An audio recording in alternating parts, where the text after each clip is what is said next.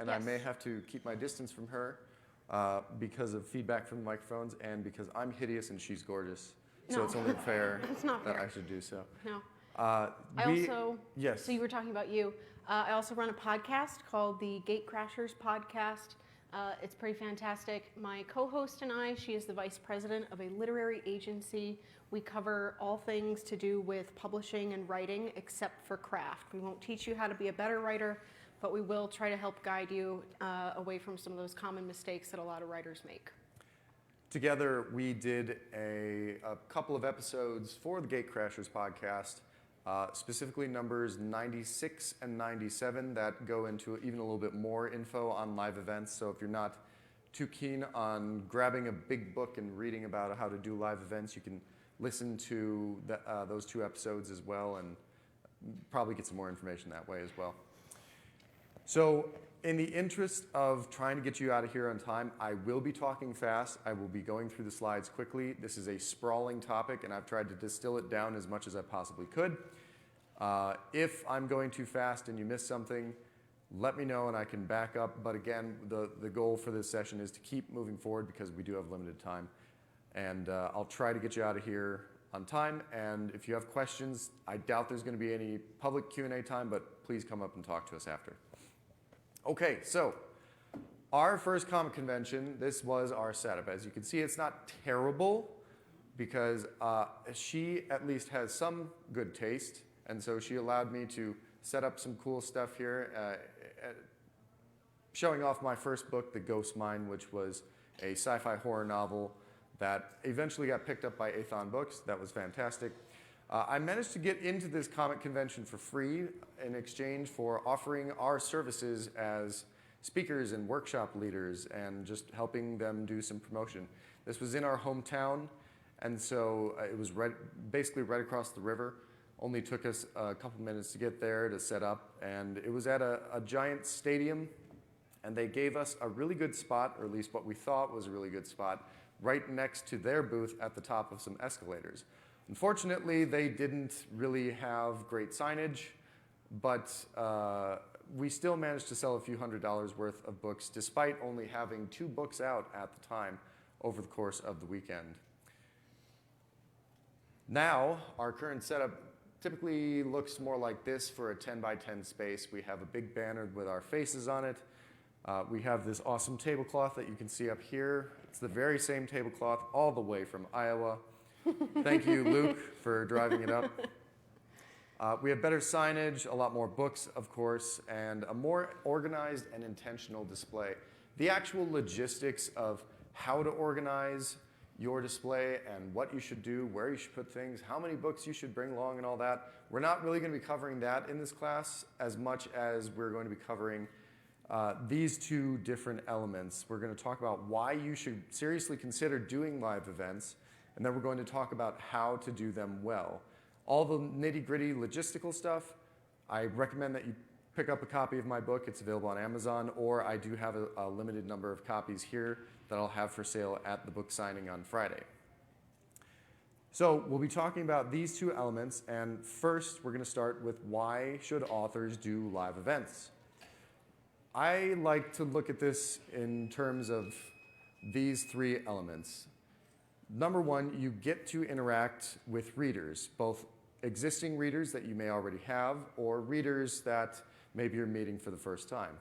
Number 2, you have a unique opportunity to turn some of these readers into lifelong fans. And as you know, a lifelong fan goes much, much farther than just being a reader. A lifelong fan is someone who will advocate for you, who will buy copies of your books for their friends and family, who will tell people about your books, who will go above and beyond to actually help you have a better career as an author. So that's why number 2 is so important. And then number 3, of course, you actually can make some decent money at doing live events. We have been doing live events for a few years now, and even in spite of COVID, we've been able to rack in, well, to put it mildly, I make more money at live events than I do selling books online. Don't get too excited about that, though, because I'm terrible at selling books online. So that's the other side of the scale here. But all that said, there have been To give you some more perspective, there have been events where in one day I have made more at a live event than I've made in online sales this entire year. So if you can find one of those, and if you can have a great presentation and do it well, it can be very, very lucrative. And a good way to spend a weekend. You get to travel, make some money, sell some books. It's pretty fun. Say again? Tax deductions? Oh, absolutely. Everything's a tax deduction. When you're a writer, I mean, it's all about the story, right? Tell a good story and the IRS will always believe you. Also, nothing I say ever should ever be taken as legal or financial advice. So, part one, you get to interact with readers. Readers, especially if they're voracious readers, they're always on the hunt for their next great adventure. So why shouldn't it be one of your books? Or better yet, several of them. By putting yourself in their line of sight when they're walking through an event, you are literally, by putting yourself in front of them, you are literally helping to improve their lives by getting your books into their hands. You're giving them an opportunity to pick up your stuff, dive in, and really enjoy it. I also mentioned you can make lifelong fans. This is Blaine. That's a picture of Blaine and me from the first comic convention that I mentioned earlier. He bought a copy of The Ghost Mine because he likes to read books, he likes sci-fi, and he likes supporting local authors. Fast forward several years, this is at another event that we did. This is a craft fair that I showed up at. And Blaine has been arguably my biggest fan ever since. It's not arguable. He stalks us. Well, that's true. I mean, it's gotten to the point where we're like 4 hours from home, and there comes Blaine straight down the hallway. True. Blaine is one of those fans that I mentioned actually will buy extra books to give away to friends and family as presents. He will buy books and then get paid back from friends who want to buy books through him. He has even purchased books to leave out on the break room table at his job so people can just pick them up and read them while they're there. Now, if that's not a super fan, I don't know what is, but so get yourself a Blaine if you can, because Adopt one today. He's very, very good for my self-esteem. So, like Makes I said, him tougher to live with. You can make lifelong fans, and I met Blaine at a live event. If I had not gone to that live event, there would not have been that interaction with Blaine, and therefore I wouldn't have. He's even like stood in for me at my table when I would have to run off to the bathroom or something, and sold books because he's read them all, right. And he can just stand there and say, "Oh, I love this one for this reason." He's very energetic too. He's kind of like a puppy. And now we all disappeared. I moved one thing. Blue screen of death. All right. We'll see if we can get that to come back later. Yeah. So the next one. He'll take over. There we go. It came back. So this is weird. There's a Sharpie sort of wedged in between my laptop and the podium, and when I put it back in, then it all came back. It has no action. Y'all can come look at it later if you want, but we won't talk about the Sharpie now. Yeah, exactly. The magic of technology. Last of all, like I said, you can make money doing this. I've already mentioned that we've done pretty well at some shows. It's very rare these days that we will do a show without at least breaking even. And if you think of it in those terms, even if you're only breaking even on your sales versus your expenses, you have still gone out, interacted with fans, made new fans, made lifelong fans, and marketed yourself essentially for free. And you kind of get like these little mini vacations out of it too. So that's pretty fun. Either way, we are always set up for success because of how we prepare our display and ourselves to do these shows. So moving on to the next section, how can authors do live events well? Again, I broke this into three separate sections. This section is the long part. The previous part was not as long. So this is going to be a little bit more involved, so hang with me. And like I said, if I'm going too fast, let me know, but we are trying to cruise forward. Number one, prepare the preparations. That is, does anyone know what band that song is by, Prepare the Preparations? I'll give you a smooch if you do. Hun? You should tell me because I want to smooch you. It's Ludo. Okay, right? well, I'll smooch you later. Good. Nailed So, number one, your book cover has to be legendary. And by legendary, I actually do mean legendary. It has to be absolutely fantastic. It has to blow people out of the water. If your book cover is not great, you're going to have problems with literally the rest of everything that I'm going to be talking about in this session.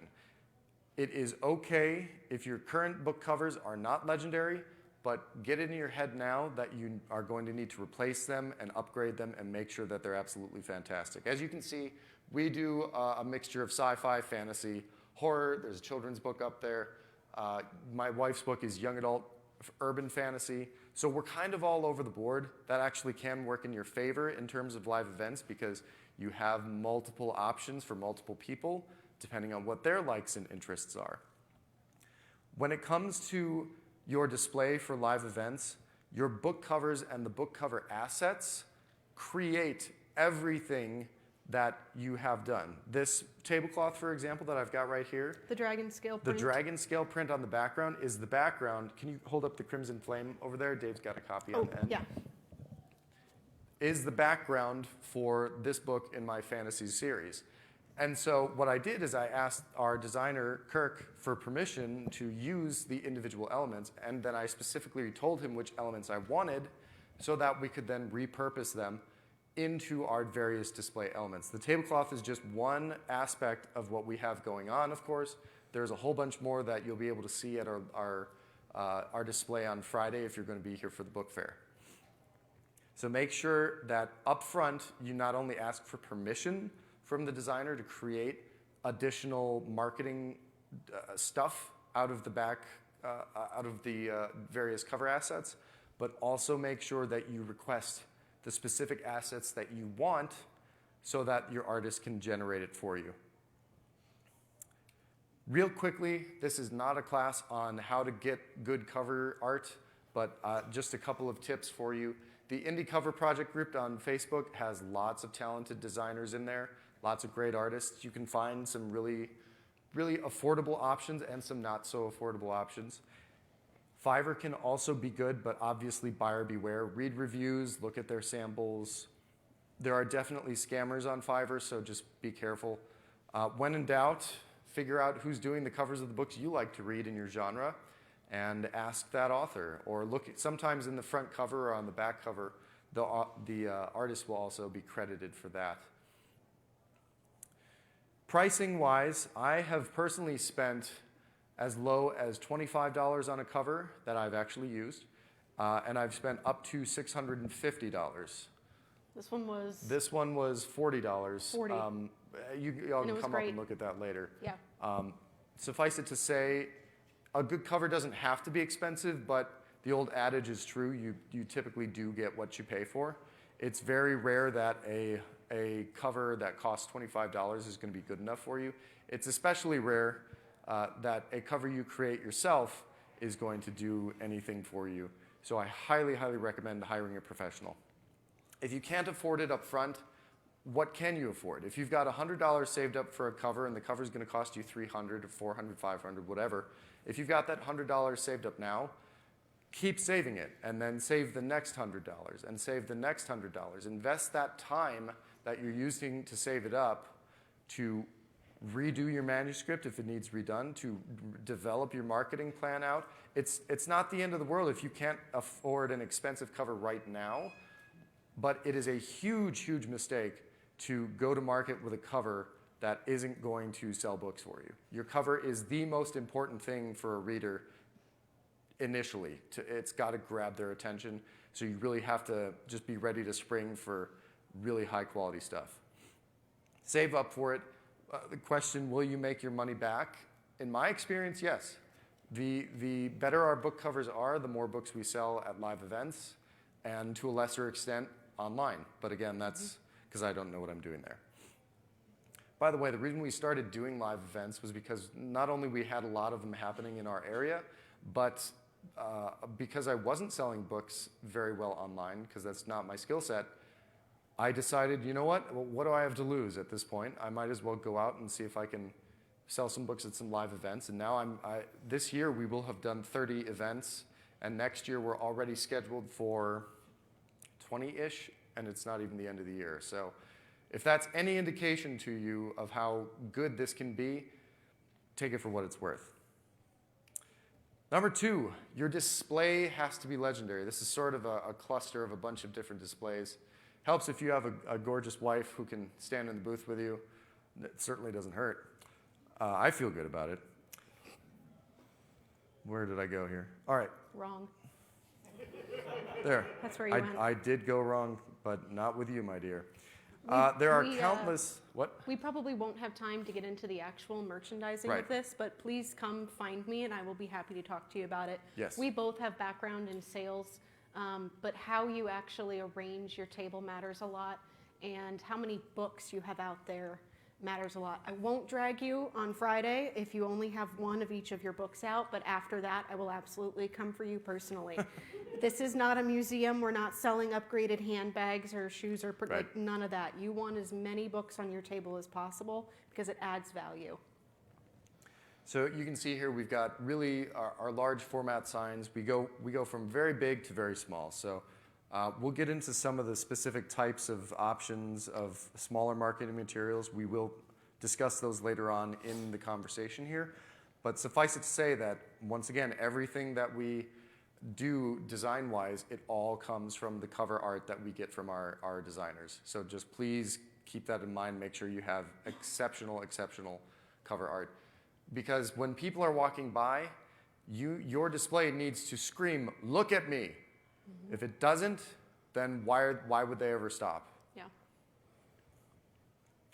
Next, we're going to invite Arpit Mehta to come up. He's the conference photographer. He's going to talk about how you can get great display elements. So come on up, Arpit. Give him a hand, everybody. If you haven't had your headshot taken, he will be open tomorrow from 8 to noon, and that's the last session that you'll be around. Is that correct? That's correct. All right, and it's free, so come take advantage of it. Well, he took away what I was going to start with, but Sorry, He does that. I do. I know a few of you have already come in, but yeah, tomorrow morning, especially because it's Dress for Success Day, so there's no excuse not to. So I have been working with Ben for about 10 years now, and in that time have laid out lots of magazines, book covers, conference programs, and I've worked with thousands of headshots. Most of them aren't great. Not because I didn't take them, but because people, just like with the cover elements that Ben was talking about, I have received photos that are screenshots from a Dropbox file. I have received photos that are way too old to be used. More recently, selfies. And those can be done well because that one is, but I kind of know what I'm doing. So yeah, headshots are important. And as Ben and Charis's display show, you know, their photos are right there, which I did take. But they make a huge impact because they're seeing the actual authors, not a third party that's there. As far as branding goes, you know, anyone that knows my work knows that color is the thing that stands out. As you can see, I'm a fan of color.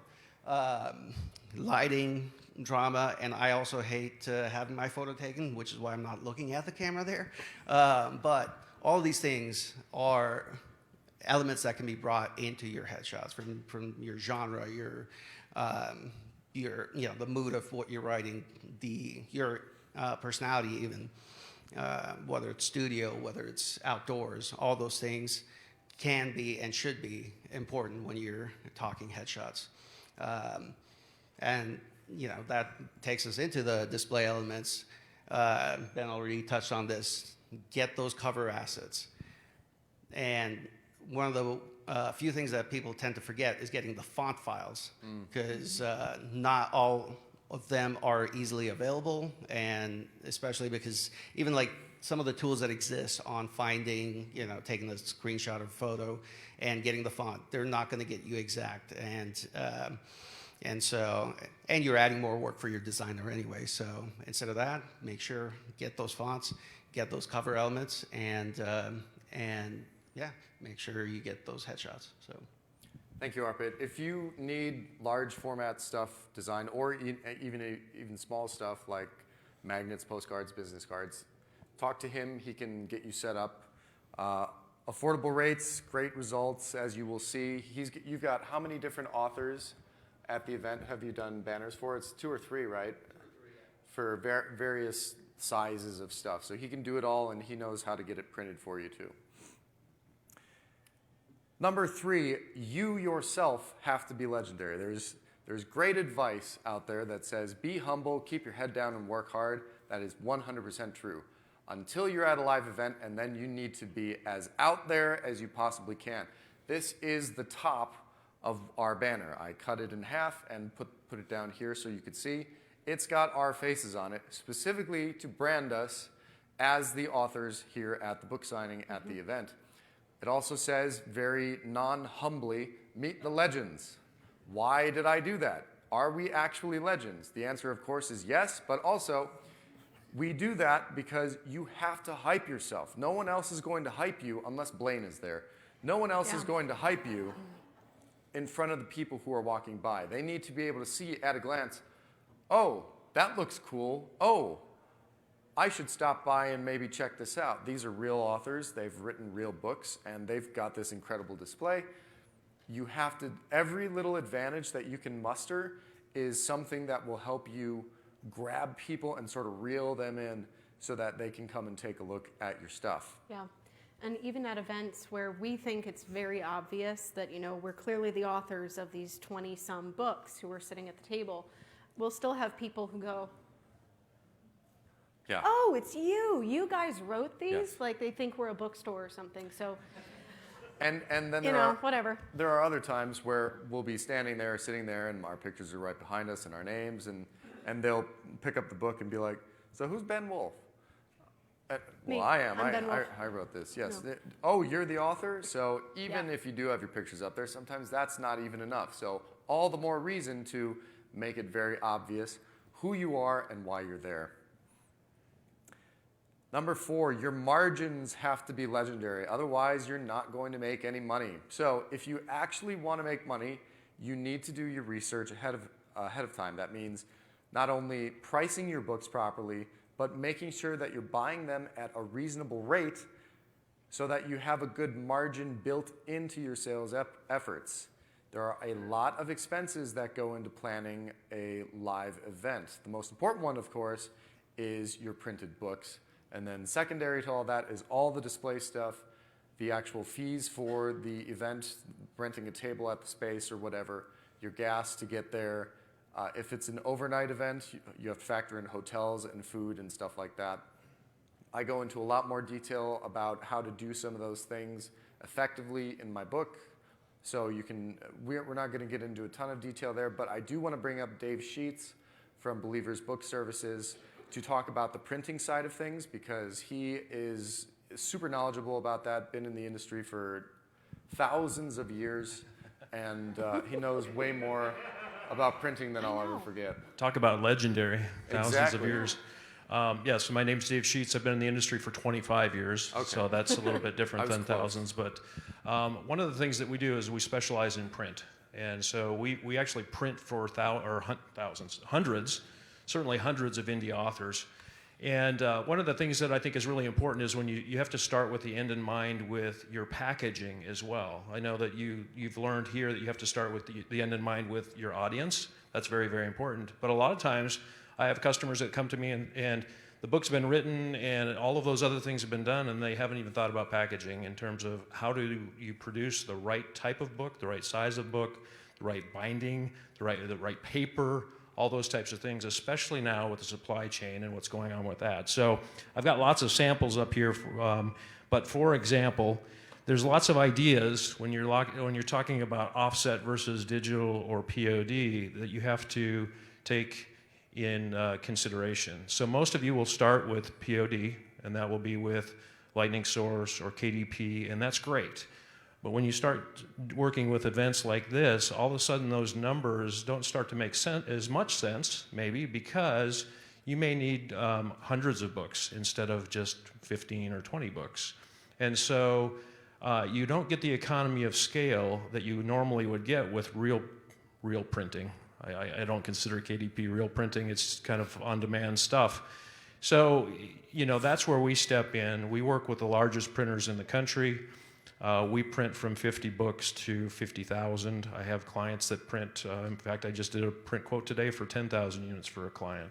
So those are the types of things. The next thing, though, to do is, so you have to consider what digital printing really can do for you, which is short-run printing, kind of under 500 units, and then long-run printing, which is kind of over 500 units, and the economies of scale that you can get from that.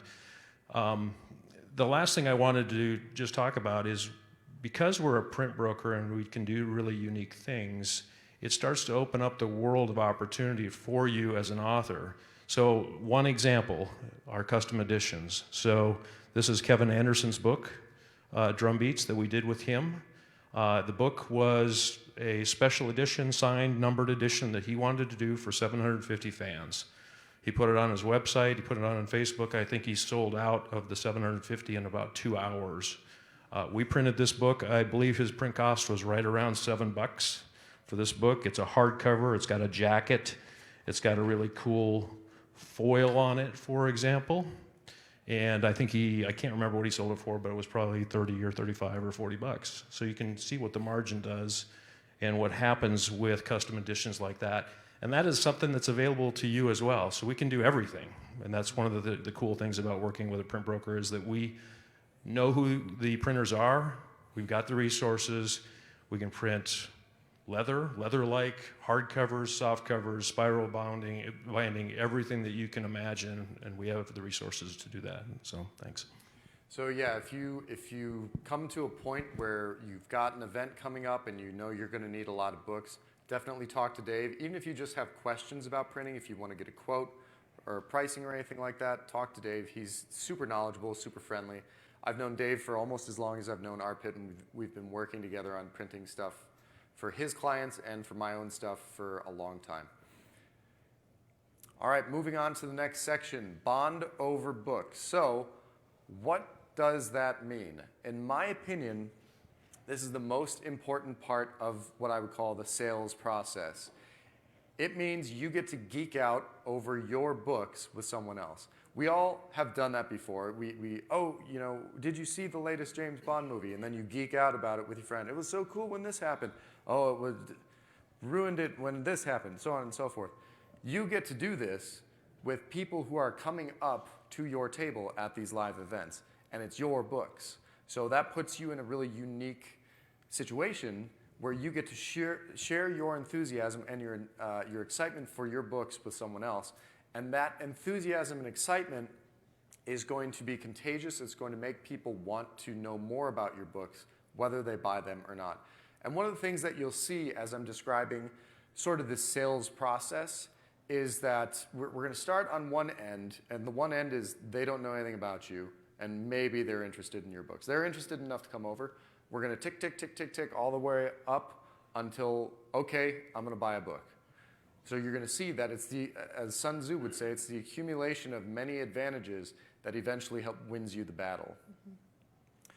It's very important to create a fun and memorable experience for your reader. That last part especially is how you create a lifelong fan instead of just another reader, right? Because another reader is great, but a lifelong fan, as we've seen, is much better. So how do you bond over books? Number one, ask great questions. Ask questions that inspire conversation rather than end it. So you want to really avoid yes or no questions. If you're at an event, somebody's walking by and they're stalling just enough to look at your book covers, do not hit them with like a oh, do you like to read? Because there are sociopaths out there who say no. And it's like, what are you doing with your life? I don't understand it. Would you like to start? Yeah, and then That's my follow-up, you quit yes. back with them. Yeah. But questions that move away from that and move more toward, especially if you've got a group of people, saying, who's the big reader in your family? Because they will rat each other out like you Yes. have never seen. Oh, it's they will, this oh, one. it's her, it's mom, or it's the daughter, Yep. or whoever. And then you can lead that into what types of books do you like to read? So avoiding yes or no questions and starting conversation is always better. And the nice thing about these types of events is that the people coming through, they're there to spend money. If it's the right kind of event, and we'll talk about different kinds of events coming up in a couple slides here, they're there to spend money, so their guard is already down. They expect for you to try to initiate a conversation with them. And so they're already more receptive to what you have to say. It's not like you're on the street in a big city with a sign that says, the world is going to end, buy more books. Although, if any of you try that, let me know how it goes. Because I mean, you wouldn't put it past me to try that, would you? Hun, you just went to a haunted, you went to a haunted house for That's like 3 true. weeks? You set up at a haunted house. I set up at the back of a haunted house. Yeah, like, and I guess sold- side of the I road, sold a lot sure, of books why too, not? for real. I'm not doing that one. So, next one is listen and observe. After you've asked these questions, it's very, very important that you listen to what the person is telling you, because they're going to give you information that will help you sell them a book.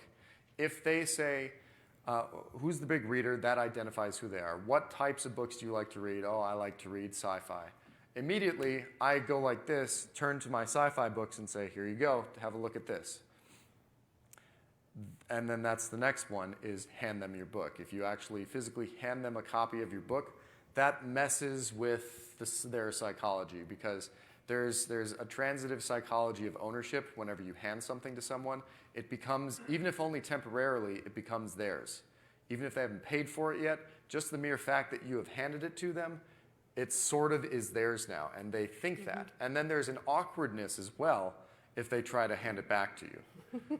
So it's kind of sketchy, but it's just part of the sales process.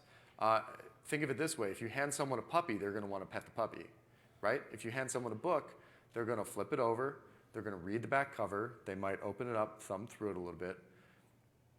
All of those things tick you forward and forward and forward toward making a sale. Or if they read the back cover, this has happened to us too. They read the back cover and they're like, oh no. And they put it down. They say, nope, that's not for me. Then I know I can immediately grab another book and say, if you don't like that, this is maybe more up your aisle. Just keep, absolutely double down, because you want to make a sale, of course, but more importantly, you have to thoroughly believe that your books are going to enrich this person's life. If you don't believe that, then don't do live events. If you do believe that, we're in business. You can make a sale, and you have the opportunity to have 10 minutes left in the class. Perfect. All right, once you have handed them your pitch, your book, deliver your pitch. So this is me wheeling and dealing while Charis looks on lovingly. She's probably, I like to imagine she's thinking, wow, he's so handsome, but man, he's a handful. That's more or less what it is, right? Yeah, that's a frequent thought. I'm okay with that. It could be so much worse. Okay. When you're doing your pitch, keep it short, sweet, and engaging. That's what you want to aim for. So real quickly, again, this is not a class about how to construct a great pitch, but in the context of live events, this is a real easy sequence you can follow to create a pitch that is going to not only inform, but also engage and seem really cool for the readers who are coming up. You want to start with a hook. Always, always, always hook them. You got to grab their attention somehow. You have probably already grabbed their attention to some degree because they're at your table. You've handed them your book. At that point, it's like, all right, now I got to really dig my claws in so they can't escape. Yeah. For me, it helps to create or to identify a reference point that they're going to be familiar with. Books are fine, but there are gajillions of books. So I like to shoot for movies and TV shows.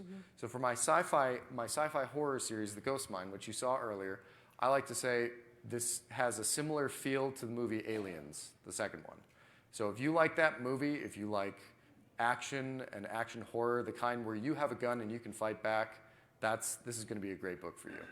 And then what I also say, to tease at the story, I say it starts out as more of a mystery, and then by the end of it, you're running for your life. So that's got all the elements right there. I've told them the genre, I've told them a comparable, I've hooked them, I've teased at the story, and then from that point on, if they feel like that's going to work for them, then usually it's, okay, I need this one, and then you move on through the rest of the process. Mm-hmm. When we talk about Charis's books, we usually draw a comparison to Harry Potter. Yeah, it always starts out with, I write young adult urban fantasy, so we say teens, dragons, magic, secret society, everything a growing girl needs in life, in my opinion anyway. And then you usually do something about, it's a little bit like Harry Potter, if it was older, but there were way more dragons. Way more dragons. Yeah. Yeah, and then you like to mention how your Hogwarts letter never came, so you write books instead. Yes. That really crystallizes the audience, because it if they stare at you nerd like, cred. what the hell does that mean? Then you know that maybe that's not the book for them. But if they're like, if their eyes get really big, it's like, mine never came either. Right. Then it's like, okay, well, we may be onto something here, kids. Yeah. Share pricing info is number 5. This is, I showed you the top half of our banner. This is the bottom half of our banner. It's got our pricing very, very simply arranged. And you can see here that our pricing structure is $18 for one, $17.95 for one, or 2 for $30. So right away, they buy more than one book, they're getting a discount. And we use these big round numbers that are easy to follow to make it easy for them to shell out the exact amount of money, to do the calculation of, well, I've got this many dollars left to spend, and if I want 4 books, then I'll have this many dollars left to spend on toys or video games or whatever else is screeching at me. Right.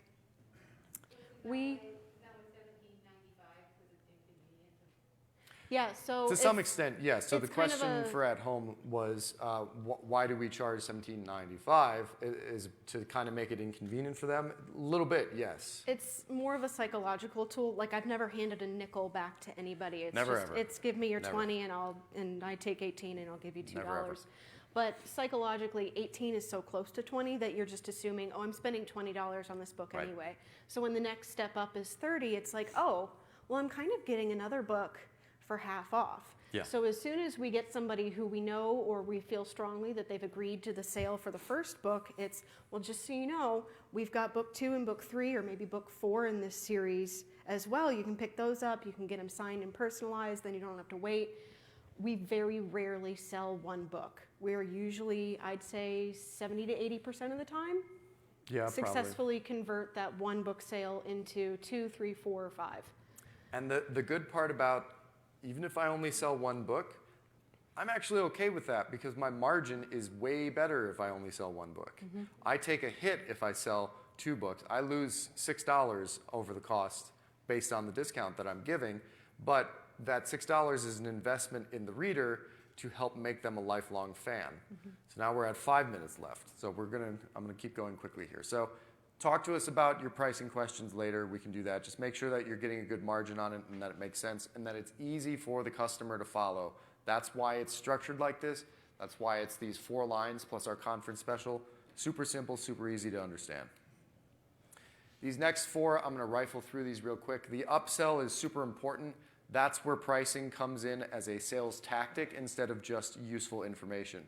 If you say, hey, you're already getting one book. If you want to get another one, it's only, it drops both books down to $15 instead of $18. You can get 2 for $30. That's how you upsell them. A lot of times that becomes, well, actually, I think I'd like to get your whole series. And so you can sell the entire series. Or you can point them to the omnibus version.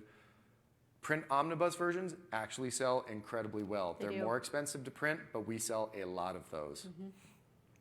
Make sure you finalize the sale before you sign any books. Otherwise, you're going to have a book with some weird person's name in it, and then you're going to have that forever, or you'll have to sell it at a discount or something. When you do sign the books, make sure it is fun and interesting and unique, and personalize it for them. Make sure that you when you're writing their name, you ask them for the spelling, because nothing ruins a great experience for a reader than them getting home and realizing, oh, he spelled my name wrong. Yes? So their own name out. Oh, sorry. Say it again. Something that I've learned is to have a sticky note pad on the table. That's great. Let them write their own name out, so you don't have to like repeatedly ask them because it gets really loud in the It can. signings. Yeah, Yeah. it can, definitely. You just have to hope their handwriting is not as illegible as mine. And last of all, freebies. We're going to talk about freebies here. So I mentioned we're going to talk about small format stuff, marketing materials.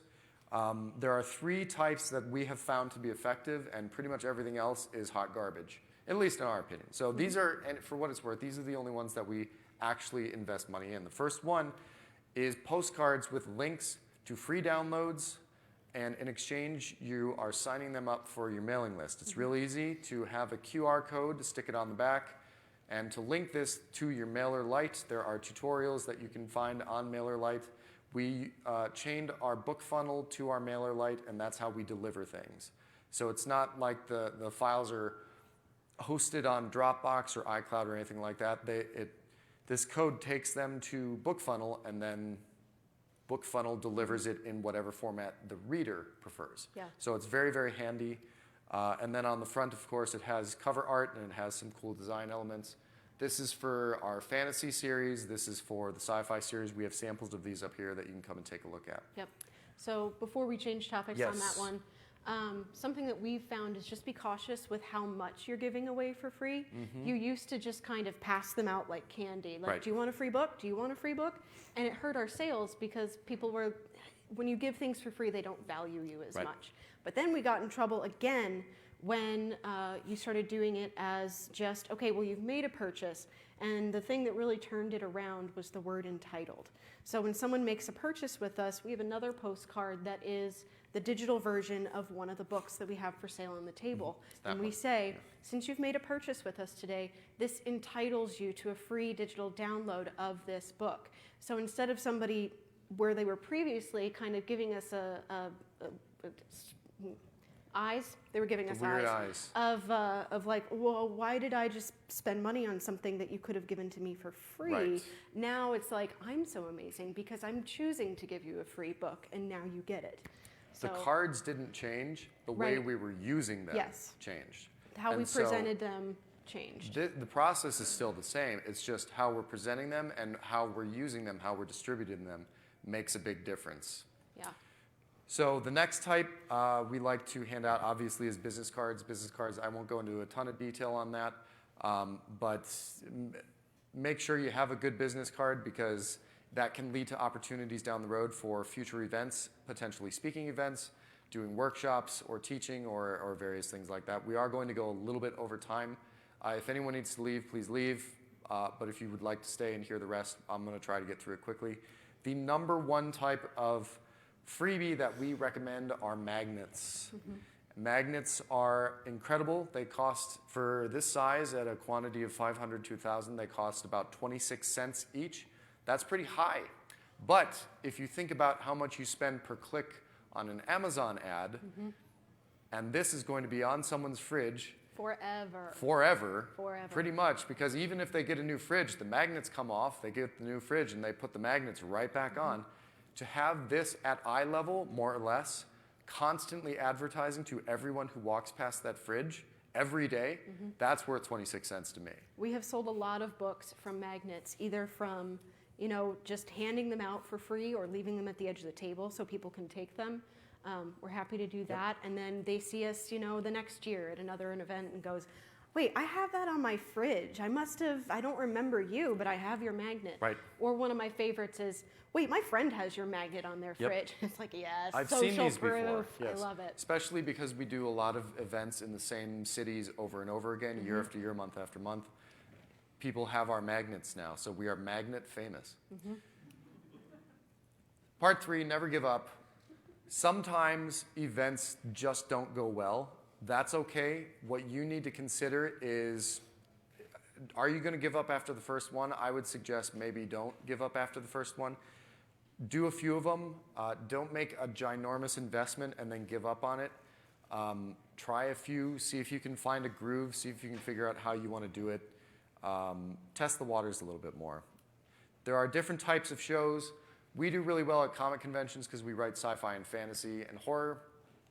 Craft and maker shows are really fantastic for Yeah, us. so the overlap of people who want to go to a craft and maker show, who want to meet the woodworker, they want to meet the jeweler, they value shopping local, somebody who lives in their town, and then the type of person who wants to read a physical book and cares about meeting the author, they're the exact same person. Yeah. So Huge overlap between craft the two shows audiences. you can make an absolute killing at, especially during the holiday time. Like if you can Yep. start combining some of these together, like a craft show that was at a mall in the next 2 in weeks. the holidays. Oh yeah, we're eating good. So basically you stack any of these up and it's just more and more opportunity for sales. We love doing shows at malls because whether or not they even know an event is going on, people are walking past Built-in audience. constantly. They are seeing your stuff, and invariably people will stop by and take a look. The only caveat I'd give here, you can have trouble at libraries. The person who's coming to a library usually gets their book for free. Yeah. They're not likely to want to spend money on yours. And you're shooting yourself in the foot either way because they're going to ask you, is your book in the library? And if your answer is no, it's, well, why aren't you good enough to be in a library? Yep. And if the answer is yes, great, I'm going to go check it out for free. Yeah. So they're not usually worth your time.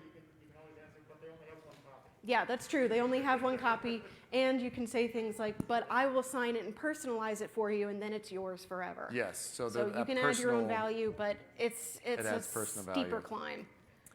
Okay, to find them, Google Comic Cons. There are a lot of different websites that maintain lists. Craft fairs are a little harder to find. I've found success and a lot of craft fairs by just looking through Facebook events near us. Not specifically in your hometown, but just search for upcoming events and then type vendor or craft or even trade show. You'll have opportunities to find them. Facebook doesn't organize them in any way that makes sense. They're all over the place. It's terrible. But you can still sort of sift through them and find potential events that you could go to. When in doubt, ask others who are doing shows in your area. That's a great way to get social proof to make sure that it's a show that's even worth doing. All that fun stuff. When you're done, when you've done a show, count the cost. What did you spend? What did you make? Was it worth your time and effort and energy based on all of that? Would you do it again? Is there something you could change? Are there other shows happening next year or next month that are going to be better for you? We've done all types of shows. She mentioned that I was just at a haunted house. It was really hit or miss, but when it was on, it was on. It was, I mean, we had some pretty great sales that weekend, surprisingly. So do what you can to try to sift through and figure out what works. And remember that success in anything takes time, effort, and persistence. You're not likely to knock it out of the park the first show that you do. If you do, then good for you. I will unpublish my book and you can write one of your own. No, we won't. It's true, I won't. For the most part, you're gonna just need to expect to grow over time rather than expecting success all at once. So, in review, we talked about why authors should do live events and how you can do live events well. Don't forget to check out the book in the bookstore. Check out Gatecrashers. It is a really, really solid podcast. A lot of cool stuff. They have way too much fun doing it, but that's not a problem. Yeah. Like I said, we are over time. If you have questions, you can come up and chat with us. Otherwise, this is my information. I'm a super expensive editor, but I am damn good. So if you want to hire me, come talk to me, and I'll help you out with some of that stuff. Thank you. Thank you for sticking with us.